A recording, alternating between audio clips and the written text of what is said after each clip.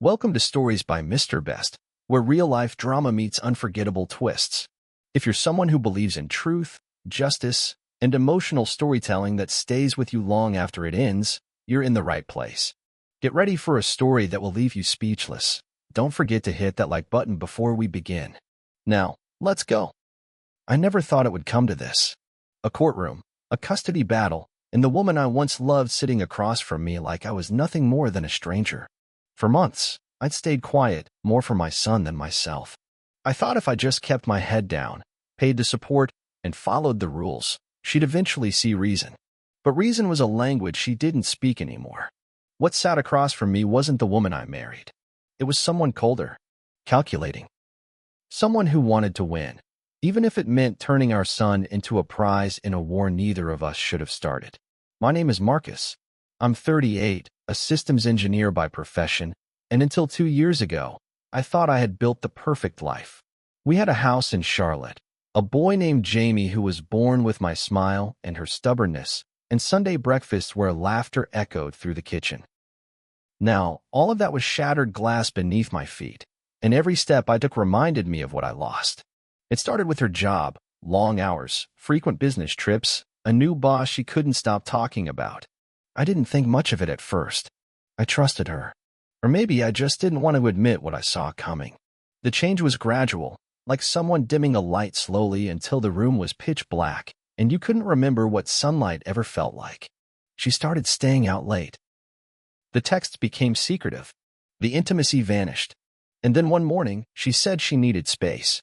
I moved into a rented apartment that same weekend, while Jamie clung to my leg asking why I was packing my things. I tried to be civil. I told myself Jamie deserved 2 loving parents, even if we weren't under the same roof. But then came the Cold War. The denied phone calls, the missed visitations, the manipulative messages. He's not ready to see you today, or he has a fever, maybe next week. But when I called the school, he was there, healthy, on time, and alone. It didn't take long for me to understand. She wasn't trying to co-parent. She was trying to erase me. I got a lawyer, a quiet, focused woman named Renee, who had seen too many cases like mine. She told me something that stuck with me. The court doesn't care about the past. It cares about what you can prove. So I started documenting everything. Every missed visit, every ignored call, every strange comment Jamie made when he thought I wasn't listening. Then came the last straw.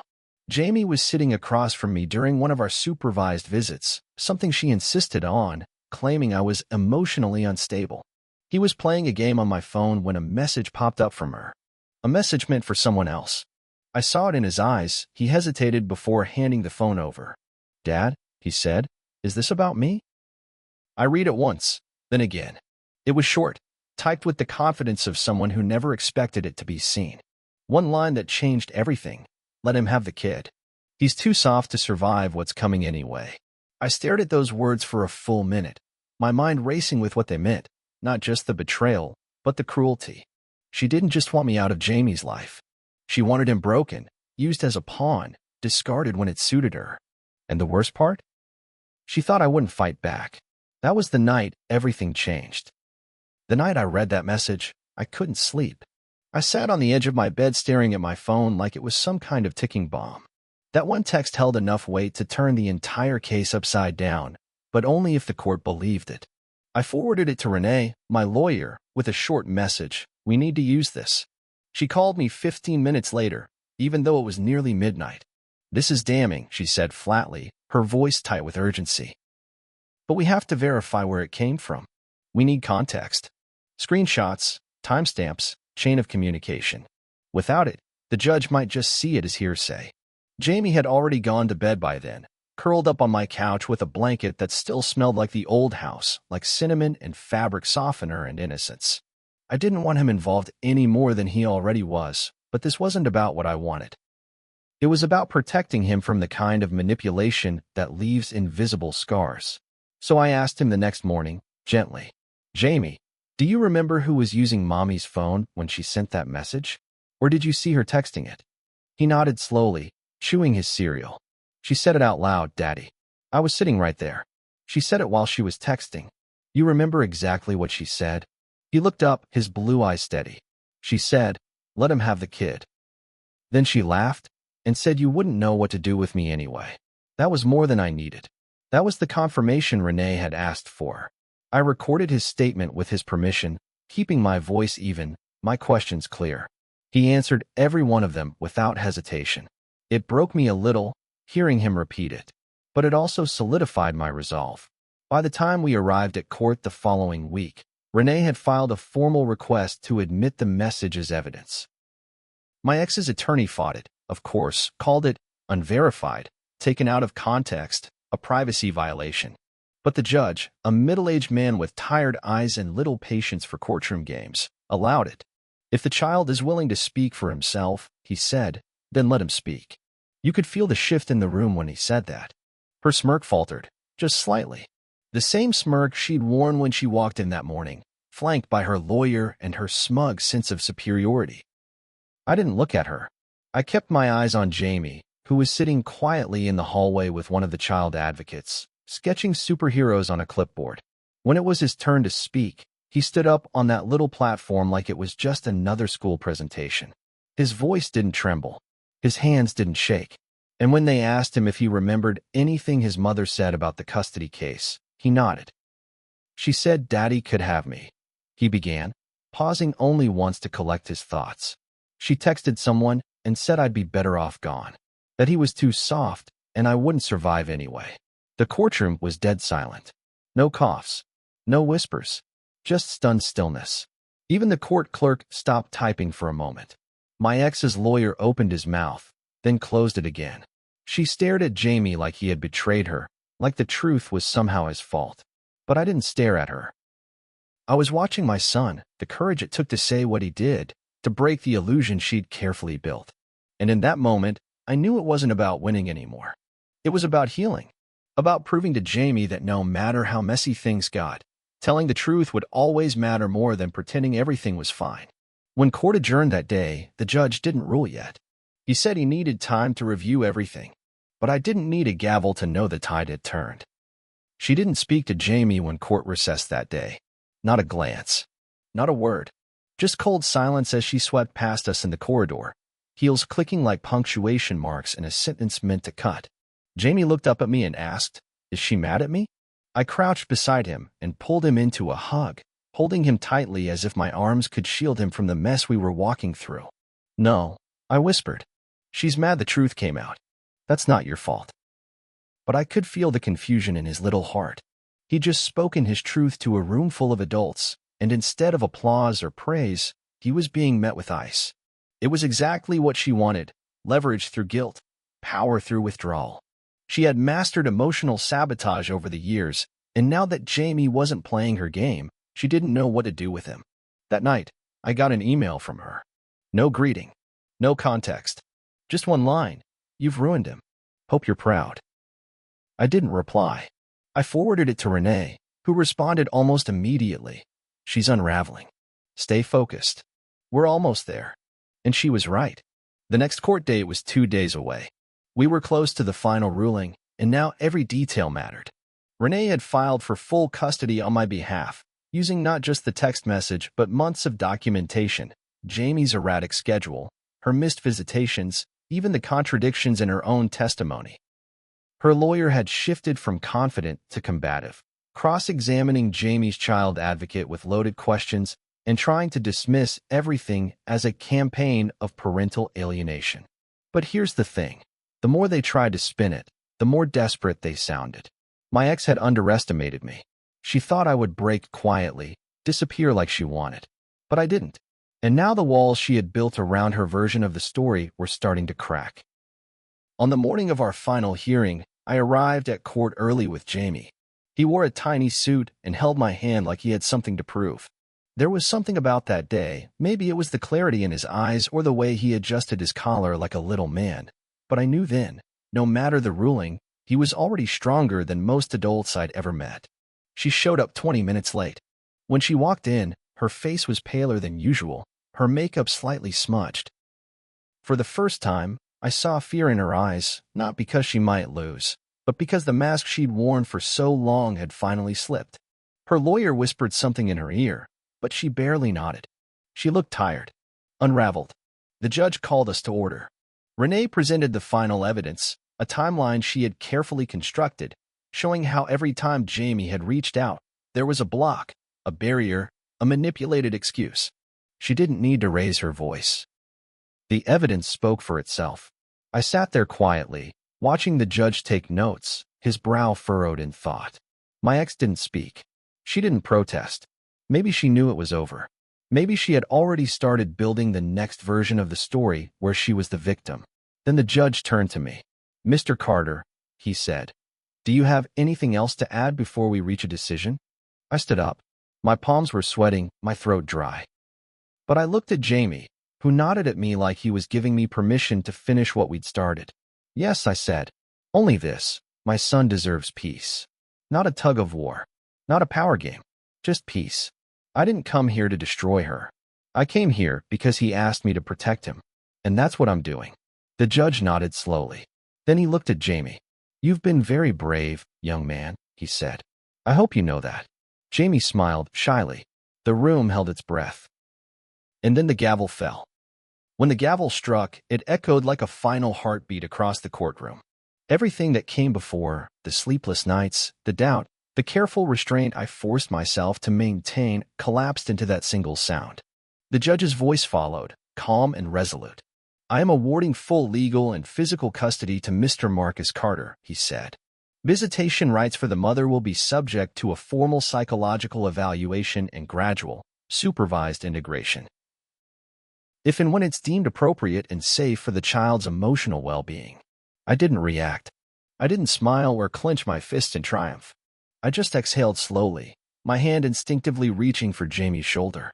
He looked up at me, eyes wide, and for the first time in months, I saw something I'd been aching to see: relief.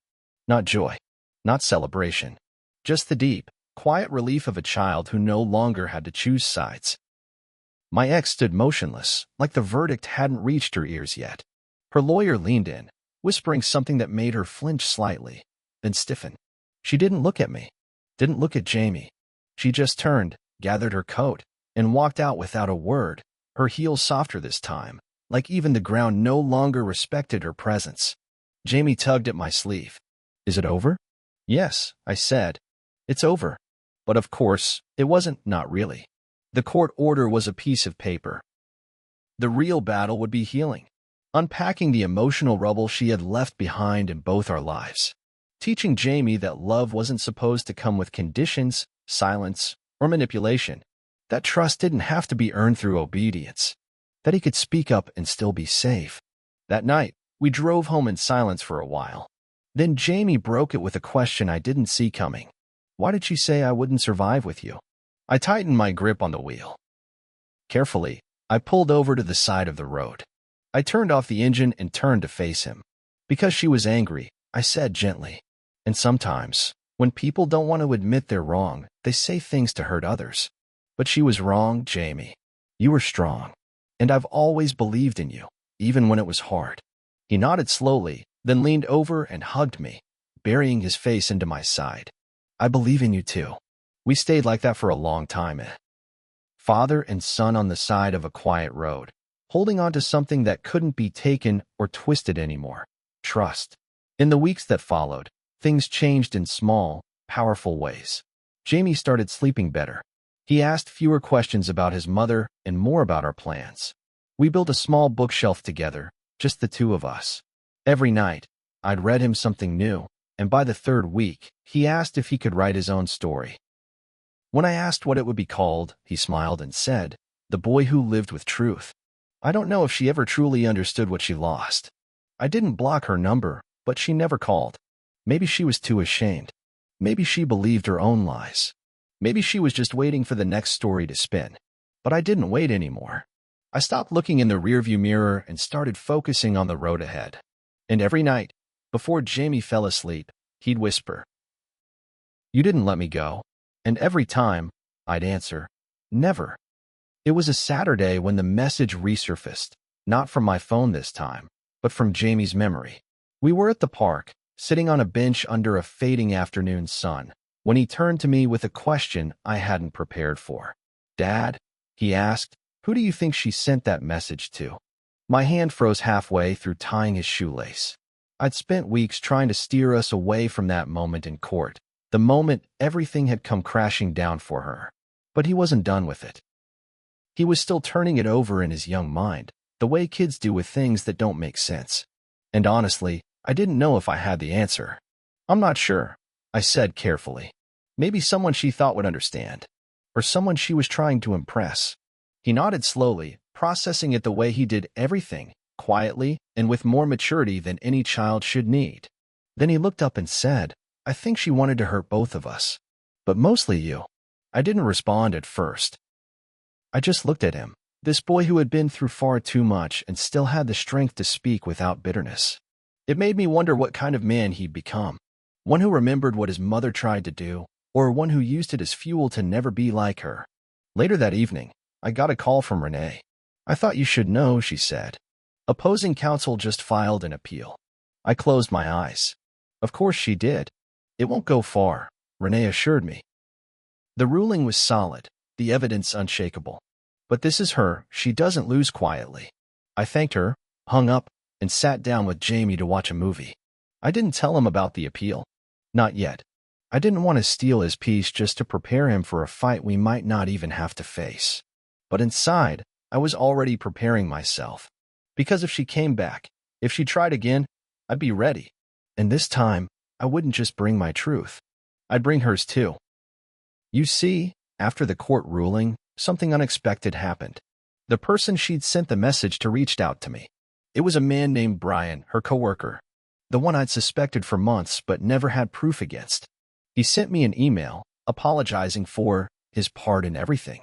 Said he didn't know she was still married. That she told him I was abusive. That Jamie was just a stepchild she got stuck with. His words, not mine. Attached to the email was a screenshot of their full-text exchange, the one from which that one damning message had been pulled. It was worse than I remembered. She hadn't just written, "Let him have the kid. He's too soft to survive what's coming anyway." She followed it with, "Maybe he'll mess the boy up and I'll get full custody back when he breaks. Either way, I win." I forwarded the screenshot to Renee immediately. She asked if I wanted to pursue defamation, press charges, reopen the emotional abuse argument. But I said no, because the truth had already done what it needed to do. I saved that message, printed it out, and sealed it in an envelope. Not for court, not for revenge, for Jamie. One day, when he's older, when he needs to understand the difference between pain and poison, I'll give it to him. And I'll tell him, this is what your truth stood against. And this is what it overcame. A year passed. 12 months of steady rebuilding, of breathing easier, of letting joy re-enter our home in small, quiet ways. Jamie grew taller. His laugh came easier. His questions were less about why she left and more about what we'd cook for dinner, or whether he could have friends sleep over. The shadows that once followed us began to lift, not suddenly, but gradually, like fog peeling back to reveal solid ground beneath your feet. She didn't win the appeal. The judge dismissed it without even requiring a hearing, citing her manipulation, emotional instability, and lack of remorse. Renee sent me a brief email. "It's officially over." I stared at those words for a long time, letting them settle into my bones. But I didn't celebrate. There was no champagne, no dramatic shout of victory. Just a deep, grounding peace. The kind that comes not from winning, but from surviving with your dignity intact. I never heard from her again, not directly. No calls, no apologies, no notes to Jamie. She vanished into whatever world she'd been building without us. Occasionally, someone from our old circle would mention her in passing, usually with a look of discomfort, like they weren't sure if they should bring her up at all. I always nodded politely and changed the subject. The last time her name came up was 6 months ago. One of her former coworkers, someone I barely knew, ran into me at a gas station and said, "She talks like you ruined her life."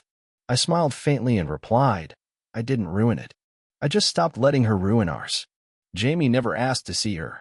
Not once. But one day, after his 10th birthday party, he came to me while I was cleaning up leftover cake and balloons. He sat down at the kitchen table, his arms crossed like he was bracing himself. "Dad," he said, "what if she wants to come back someday?" I set down the plate I was drying and looked him straight in the eyes. "If she ever does," I said slowly, "we'll listen. But we won't forget. And we'll never let someone back in just because they say they've changed. People show us who they are, Jamie. And you have the right to decide who stays in your life. He nodded quietly, like he understood. Like those words would stay with him longer than I realized. That night, after he went to bed, I walked into my room and opened the drawer where I kept the envelope, the one with the full message chain from her. I held it for a moment, thought about shredding it, but didn't. Instead, I added a note to the front in my handwriting. To Jamie, when you're ready to understand how strong you really were. Then I sealed it again. This story was never about revenge. It wasn't about court wins or proving who was better. It was about a boy who deserved to be loved without conditions and a father who refused to let him be broken. And in the end, it was Jamie's voice, not mine, that turned the courtroom silent. It was the truth that set us free. If this story moved you, remember, sometimes the strongest voices come from the smallest mouths, and the quietest truths carry the loudest weight. If you believe in standing for what's right, even when it hurts, share this story with someone who needs that reminder. And don't forget to subscribe for more powerful true-to-life stories that speak straight to the heart.